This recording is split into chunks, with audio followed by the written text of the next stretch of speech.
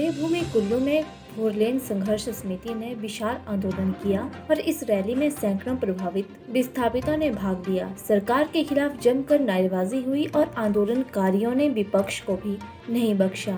पिछले 7 वर्षों से संघर्षरत फोरलेन प्रभावित व विस्थापितों में भारी आक्रोश नजर आया कि उनकी मांगों को न तो पक्ष ने सुना और न ही विपक्ष ने। उधर रैली को संबोधित करते हुए फोरलेन संघर्ष समिति के नेता एडवोकेट महेंद्र सिंह ठाकुर ने कहा कि पिछली सरकार ने कहा था कि फोरलेन संघर्ष समिति ने उन्हें हराया है और घर बैठाया है। उन्होंने कहा कि अब वर्तमान सरकार भी घर बैठने वाली है। उन्होंने कहा कि सत्ता पक्ष व विपक्ष दोनों दलों को घर बैठना पड़ेगा और हिमाचल में अब सत्ता पक्ष व विपक्ष को सियासी जमीन नहीं मिलने वाली है। प्रदर्शन के बाद माननीय महामहिम महोदय हिमाचल प्रदेश को हमने उपायुक्त महोदय कुल्लू के माध्यम से जो मांग पत्र दिया, ज्ञापन दिया, उसमें जो है वो 16 आइटम्स थी और जिसमें मुआवजा और उसके अतिरिक्त ROW से बाहर की बात है, जो लोग परेशानी उठा रहे हैं उसमें चाहे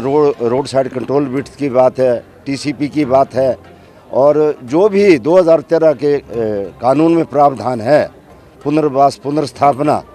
और उसके साथ साथ हमारी एक मांग और पुरजोर है कि देश का अरबों रुपया सड़क पे लगाया गया, लेकिन सड़क की जो गुणवत्ता है, जो घटियापन है, इसकी जो इंजीनियरिंग की गई है, उसमें सड़क जगह जगह ख़राब हो रही है, जगह जगह बैठ रही है और लाइनमेंट बड़ी ख़राब है और जिसके कारण एक्सीडेंट भी हो रहे हैं। और जहाँ रोड कटिंग्स हुई है ढांग की और तरफ से, बस स्टेप कटिंग होनी चाहिए थी या उसके ग्राउटिंग होनी चाहिए थी। अभी 2 दिन पहले कैंपिंग साइट के पास ऊपर से मलबा आया, पत्थर आया, नौजवान की मृत्यु हो गई।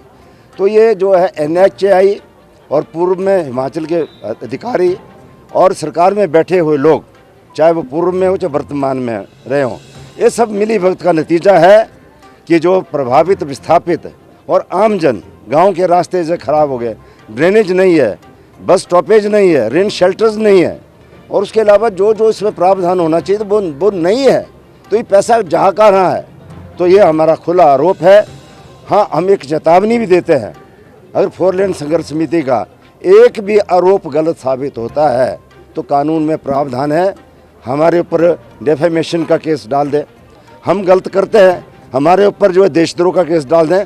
हम हर देश हित में, राष्ट्र हित में, लोकतांत्रिक पद्धति में हम रहते हैं। जनता के हित में फोरलेन संघर्ष समिति संघर्षरत थी, लेकिन फ़र्क अब इतना पड़ गया है कि अब के बाद अगर हमारे आंदोलन को दबाने की कोशिश की, हमें दोबारा से लॉलीपॉप दे करके हमें चुप कराने की कोशिश की, तो ये चेतावनी होगी, गंभीर परिणाम होंगे। उसमें हम आम जनता को तो परेशान नहीं करेंगे, लेकिन जिन्होंने हमें परेशान रखा है, चाहे वो अधिकारी हो चाहे वो राजनेता हो, वो चैन की नींद नहीं सोएंगे।